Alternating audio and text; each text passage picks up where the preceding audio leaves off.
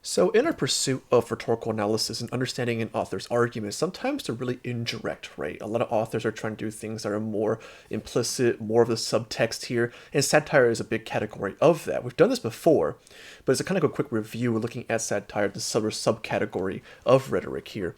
And the whole idea of satire is to not take things personally.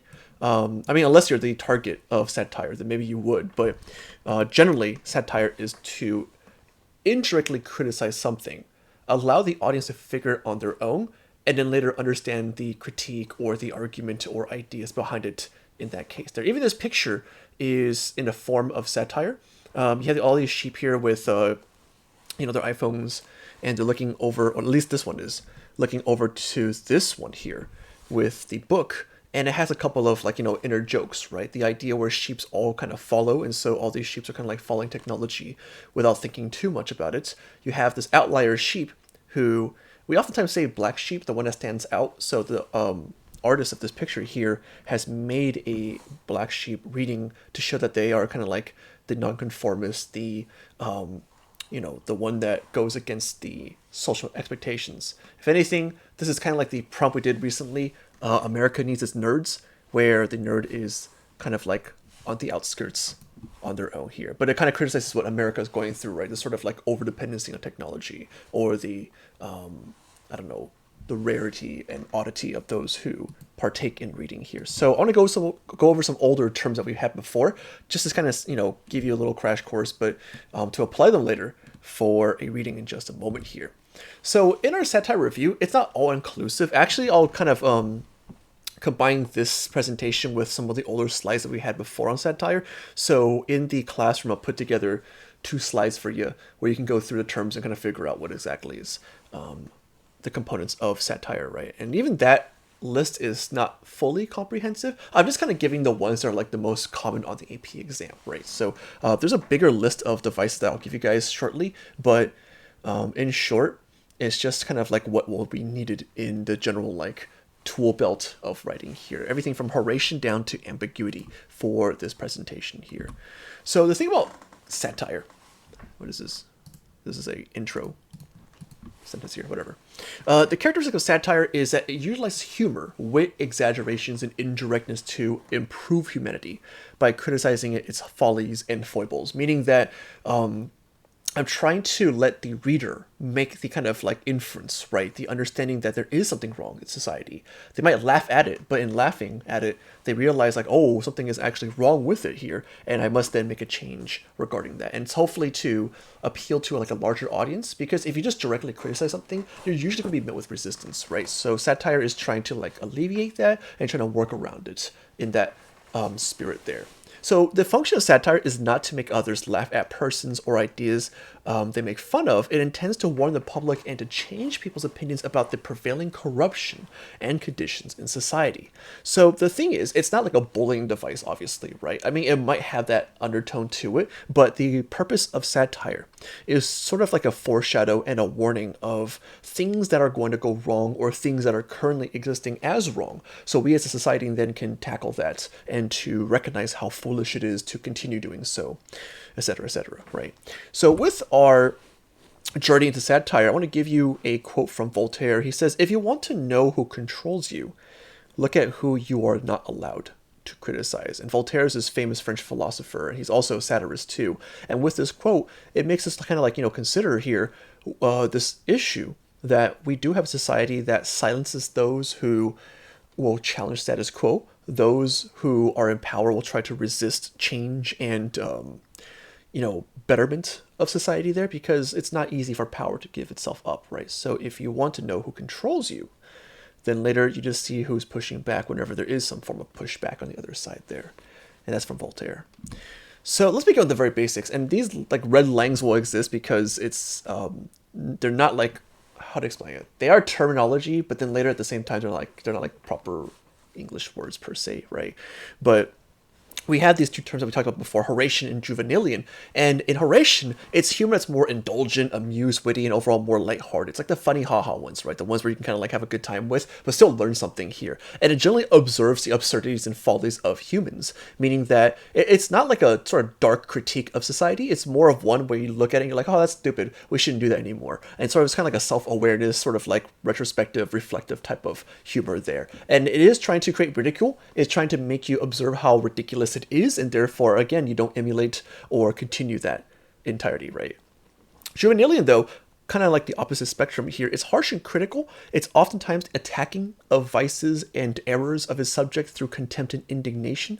You'll see this a lot in, not so much in, I think, like talk show hosts. They'll do that a little bit here and there, but if you watch like a stand-up comic, they will do a lot more Juvenalian satire and just really go ham on criticizing and challenging the issues there, and very like in your face, right? Oftentimes you'll see like maybe like short films and maybe like political cartoons be Juvenalian, but in that case then it's trying to be kind of more upfront about his critique, so there's no mysteries about it, and it makes kind of like a direct invective driven argument there, and it aims to evoke our discontent and criticism towards something, right? If the previous one, Horatian, is more to laugh at something and then change it, Juvenalian is more like, man, I can't believe that, right? And it makes you feel like disgusted and angry, so that you change it because of that discontent you have towards the issue there. So there are a couple of elements to satire, and I think one of the most basic ones is irony, right? If you look at the picture on the very top, it says hidden beach. Hidden beach. Well, it's not so hidden anymore. There's a sign for it. You know what I mean? It's ironic because of that, because it goes against what it's saying here. And so the thing about irony is it goes against what is being told. It goes against expectations. It's something that on the surface level appears a certain way, but it's very different from what's actually occurring. Now, the thing about irony is if you want to be really specific with irony, which you should, there are 3 different categories of irony. The first 2 are more common. The third one's a little bit more for, I mean, it still exists, but maybe a little bit harder to document and categorize, right? But we have verbal irony, where the literal meaning of written or spoken statements turn out to be the opposite. So if I say something and I mean the opposite, that's kind of like a basic form of verbal irony, right? Or if I say something, there's like an intended like jab or secondary meaning to it, then that could also be verbal irony. The same thing with situational, where it's more of the events that happen, right? The strong difference of expectation in situation with what actually happens. So I guess situational irony would be like this, where let's say that, wow, it's really hard to find an example on the spot. Let's say like politicians are trying to, maybe this is more verbal, if anything. This is kind of like current events too, with like voting rights and everything. So you have like one party who believes like, you know, we need more voting rights. And by saying that they want more voting rights, you would expect them to sign more bills and make more opportunities to vote, right? Because that's what they're saying.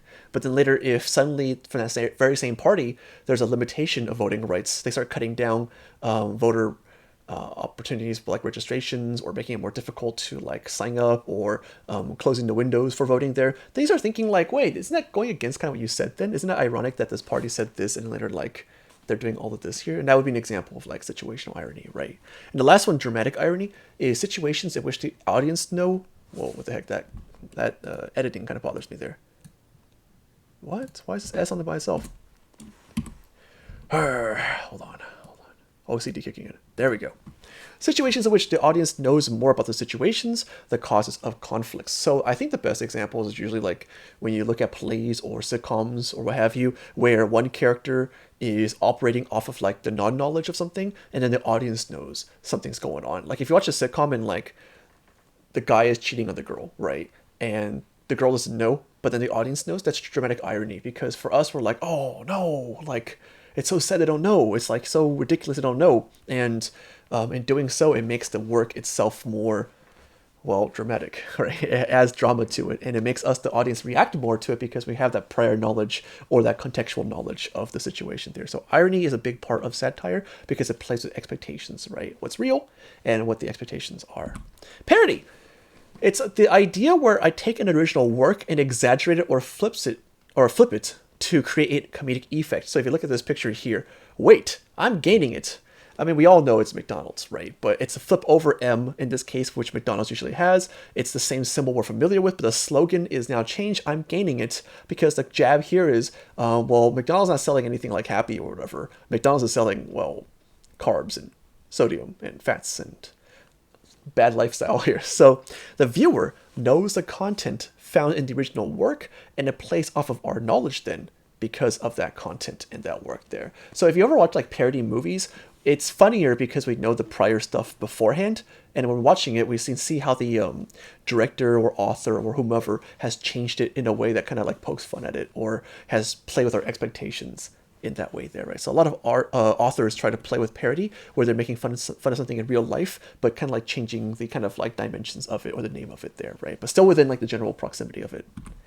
Diminution. It means reduces the size of something in order to make it appear ridiculous, or that it may be examined closely and have its faults seen close up here. So if you look at this picture here, you have this like graduate who has a very basic exam here. Exit exam, put X here. And then you have this teacher, I'm assuming, who says, okay, try again. And the person can't do it just to kind of show they're not ready to do most tasks in real life, right? And it's a boiling down of schools and their exit exams and just like, you know, the sort of academic, I guess, rigorous world and standardized testing. And it makes fun of it because it's not as simple as this, obviously, right? But by boiling it down, it does kind of show how in our society, we do kind of have an issue with like lessening expectations where before you might have like a really hard exam to pass school with, but then they're like, you know what, not enough people are passing it, so let's make it easier. Oh, even that isn't working. Let's make it this and that. And it starts to diminish altogether, right? And this cartoon kind of makes fun of that, where they boil it down to almost like a slippery slope ending to see what the worst case scenario would be. These kids who are like really underqualified to graduate. It's obviously not that bad, but it makes you kind of think about like, I wonder if kids are qualified to graduate and to move on in life. Maybe not. Maybe our systems are kind of failing in that effect there, right? On the other hand of the spectrum, inflation, right? If the other one was to make small, the other one is to make big. So in this case, I'm exaggerating real life situations to such a degree that they become ridiculous and the flaws and faults are highlighted. In other ways, hyperbole, basically, right? To exaggerate something. So if you look at this picture, you have this guy who's holding onto this little stick that says income, and then later he's being dragged down by inflation, which basically kind of shows how his income's not being able to hold up with the inflation that's growing on him, right? And it's not a do or die situation like this.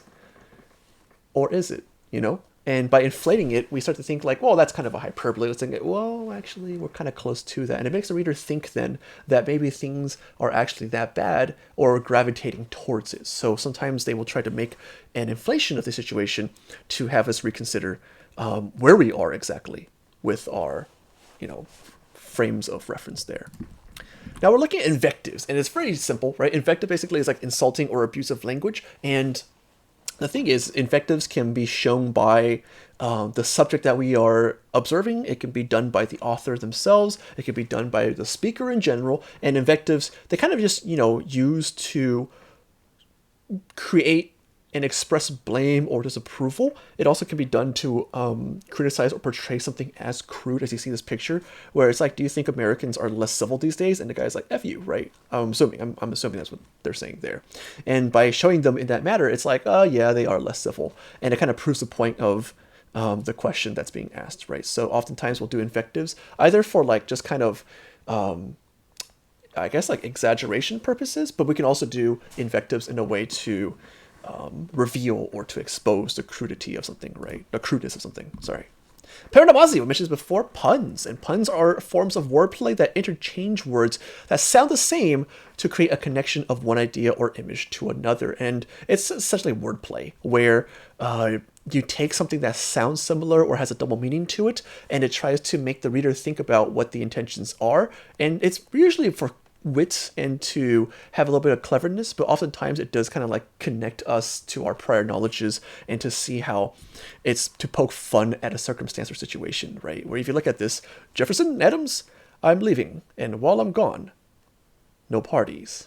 And obviously the two are like, you say parties, political parties, and so it makes fun of the whole idea of what parties are, right? Because it's kind of like when a parent says like no parties, but then these two are like, well, didn't say political parties, or did you? And so it kind of pokes fun at the idea of like the party system in America there. Double entendre.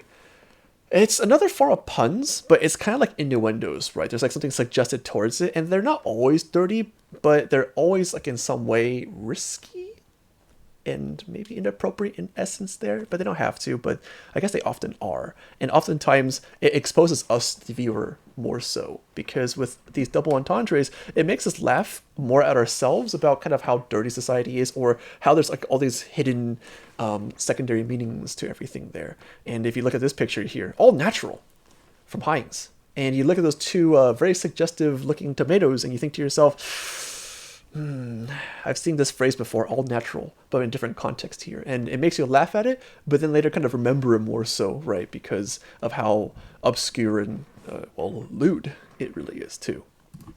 I got two more for you. Caricature.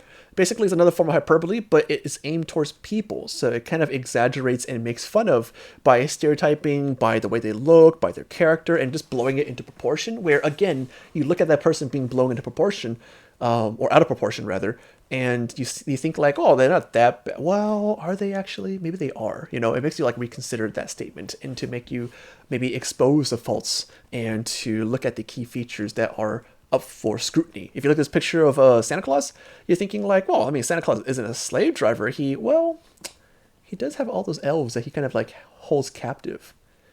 So maybe he is kind of a slave driver there. And the last one, ambiguity. Sometimes authors will like to utilize, again, wordplay, where they use a word with multiple meanings and connotations and intentions, and it makes the reader then kind of like think about, well, what do they mean by that, right?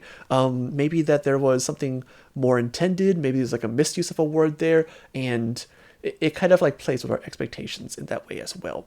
If you look at this comic book strip here, it's from Calvin and Hobbes. He says, "Lost, my tiger Hobbes," and his mom says, maybe we should describe him.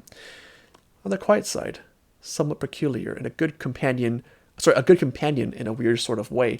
And she says, I mean, what does he look like? Oh, and so describe, it has this ambiguity in terms of his definition, right? Did you mean describe him in terms of his personality and character, or did you mean like, his outlooks and his form, his physical appearances there? And sometimes authors will play with that expectation of word choice there. But again, this is not inclusive of all satire terms. There's a couple more that are more prevalent in analysis there. And I'll give you that list in the classroom as well, but just kind of like, refresh, right? Just to think about how language sometimes is not so direct, but it's fun that way. Because in doing this whole indirectness, criticizing the world around us, we're able to kind of like jog our minds a little bit and laugh at sort of the absurdities then, and to see how criticism exists through stuff like this here. So this is kind of like a little bit of a reminder into satirical devices, and hopefully you can apply these to some of the works that do exist in AP Lang, whether it be like the MCQs or the essays they provide you in the prompts.